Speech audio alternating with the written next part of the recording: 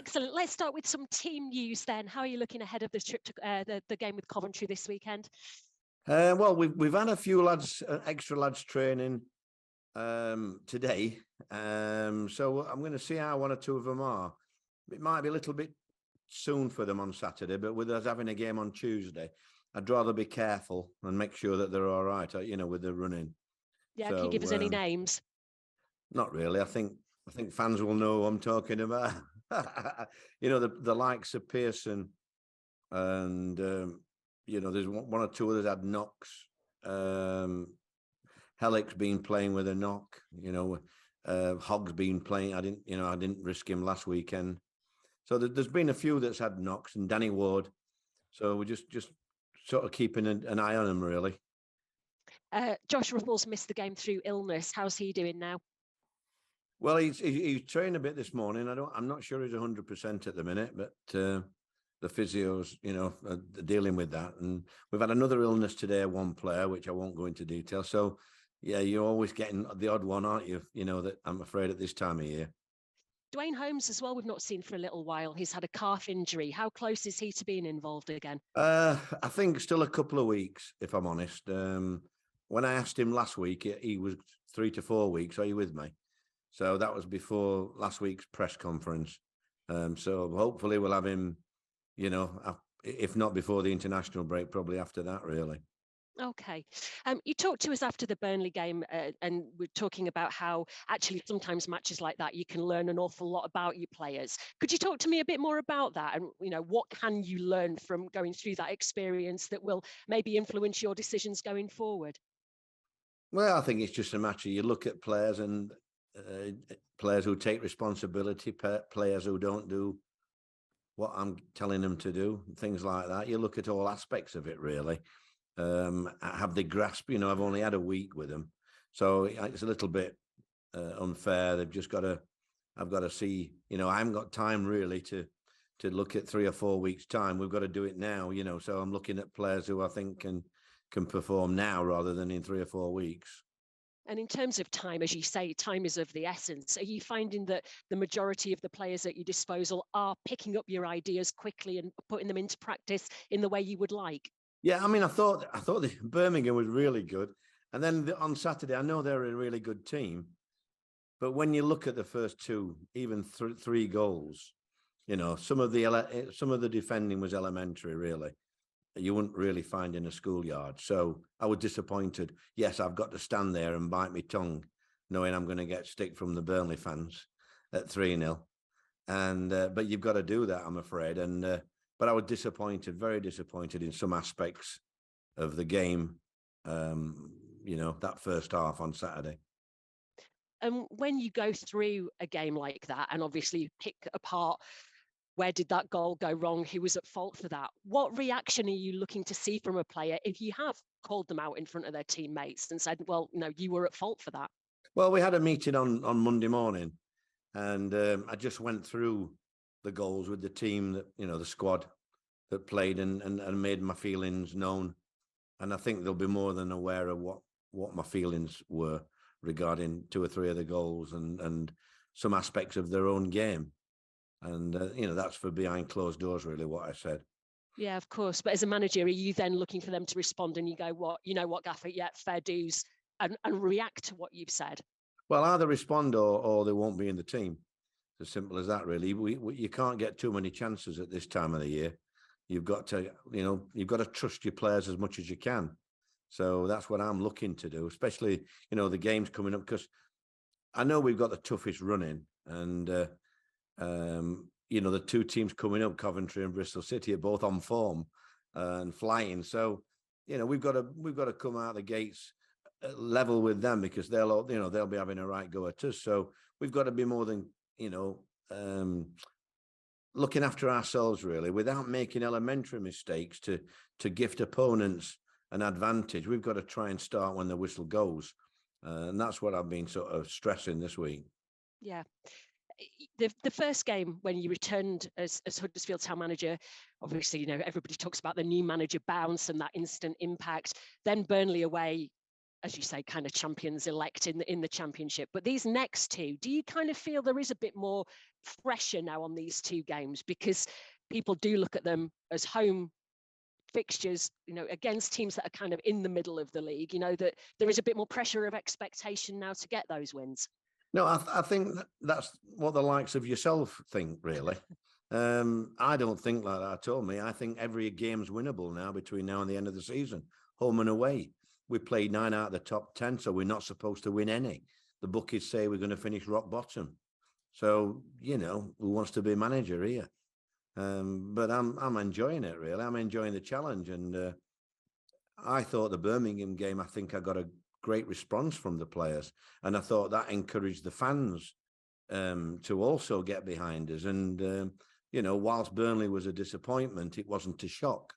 We aren't anywhere near as good as that at the moment. So, we've got to get back to basics, and the fans have got to get behind us, and hopefully we can give another good account, because they're a genuine bunch. They don't, not try on a purpose or things like that. It's just some of the coaching, really, you wouldn't have to expect at this level.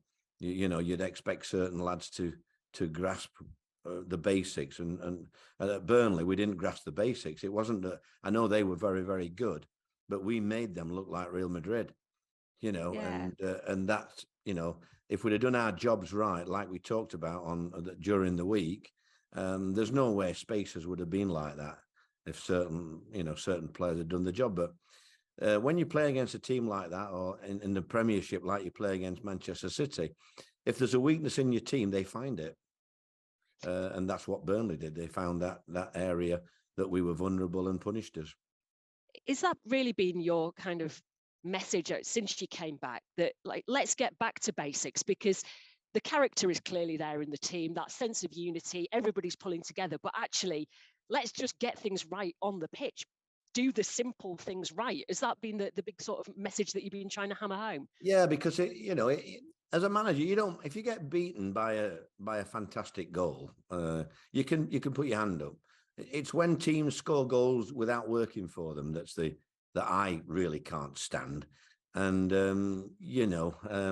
there's no excuse for missing a tackle or something like that. I don't think there's an excuse for that. So I want my lads to respond to the crowd at home games. We've got 2 tough home games, but the crowd were brilliant against Birmingham, and I expect the same in the next couple of games. We went behind against Birmingham as well. So, we are capable of coming from behind. I know they're both decent teams. They're both on a run. Coventry, I think they've won 3 and drawn 1 of the last 4. Bristol City have not lost this year in the league. So I know how hard they are, but, we're going to try and make it hard for them as well, and let them talk about us. I think we've got enough ammunition, and hopefully, the team that I put out will be ready to go for the cause, because we need people now to put their heads on the line now and do things, the dirty part of the game, what I call it, the muck and nettles. Somebody who is definitely not averse to muck and nettles is Jonathan Hogg. You rested him at the weekend. Is he likely to feature? Is he back in your plans for the starting 11? And just how crucial is somebody like Jonathan Hogg in making sure that you get what you're looking for out on the pitch, that leadership that he brings? Well, I think he bought me a bottle of champagne this week for not playing him last week. I thought that's the least he could do, really. I said to him he should have come and stood with me on that touchline. But I didn't want to risk him at Burnley. It was 1 or 2 lads like that. It's hard when you're 3-0 down, stood there, knowing that you could have probably played 2 or 3 others, but you've got to just bite your lip, I'm afraid. That there are these games now that between now and the end of the season, this is what it's all about now. And if we can't win a game, we've got to make sure we draw the game with 13 games to go. Was it a decent bottle of champagne? No, a cheap one. It was like the old. I used to pay 7 and 6 when I was a kid for a sparkling. So I can't remember what they call it now. Before your time, it will come back to me. It was like Baby Sham. I saw Baby Shams coming by. I saw it in the paper the other day. I used to love my Baby Sham with the old cherry in. Hey, if we all stick around long enough, everything comes full circle eventually. Quick final one. Obviously, you'll be well aware of the circumstances of coming back into the club. David Baldwin is kind of looking to sort things out off the pitch. Just how privy to you with the conversations about, potential sale of the club, what's going on behind the scenes?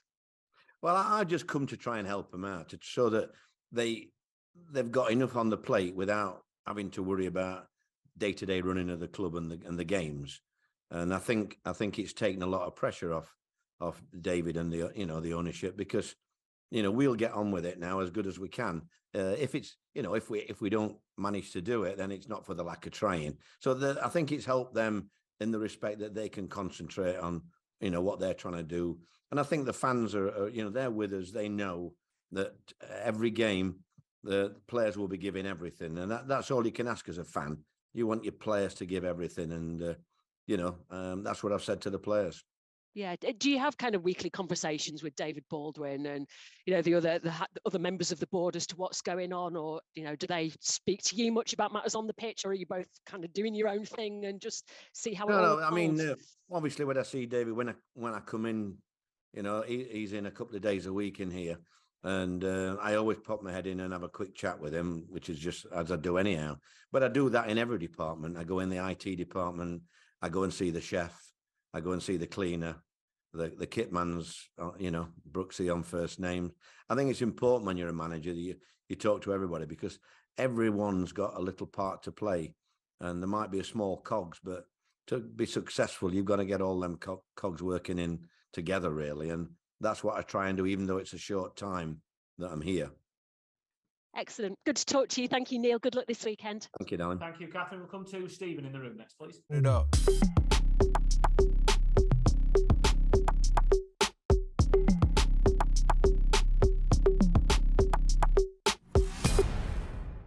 And Neil,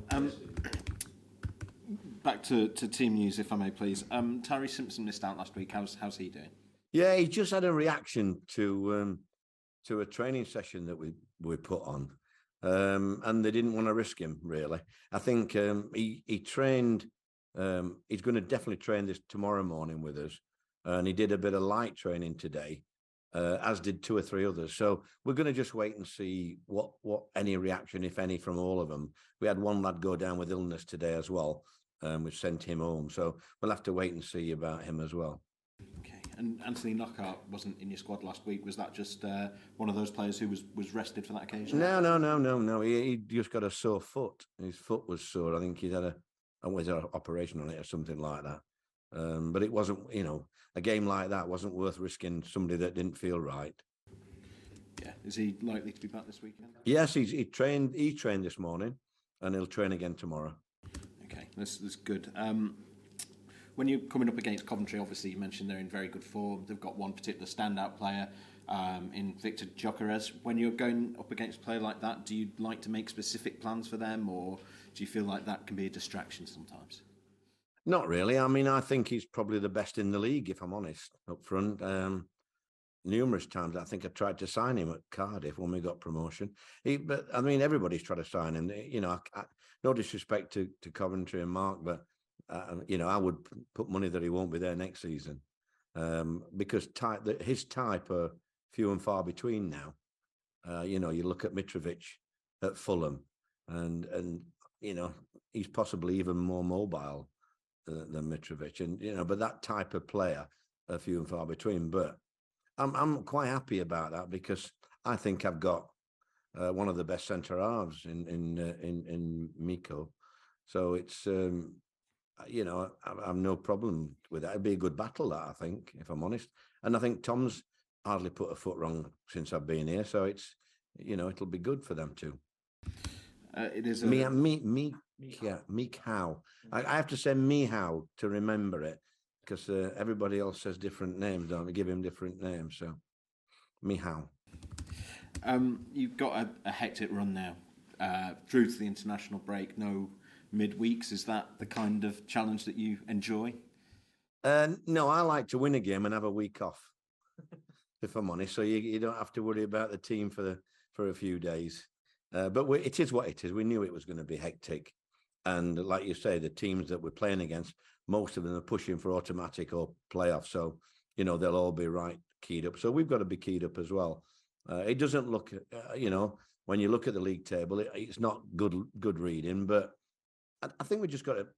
I know the old cliche. I think we've just got to take it game by game now and do the best we can. Try and get something out of every game.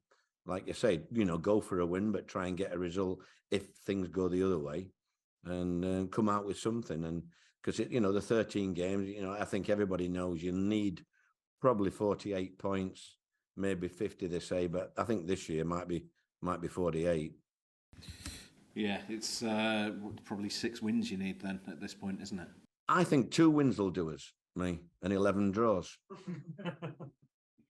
Yeah, does that put sort of extra pressure on these home games? Obviously, 3 of the next 4 at home. I think you can say that, but I think the way we are, I think we can win away from home as well, Neem. Now I think it's just everybody's got to be on the game. No good, not like I said, I get Burnley. I know that's a different proposition, but if you got 2 or 3 that's not on the game, we won't win any game. We've got to be really clued in and know what we're doing and try and get the wins that will take us up the table. Take us into that pack.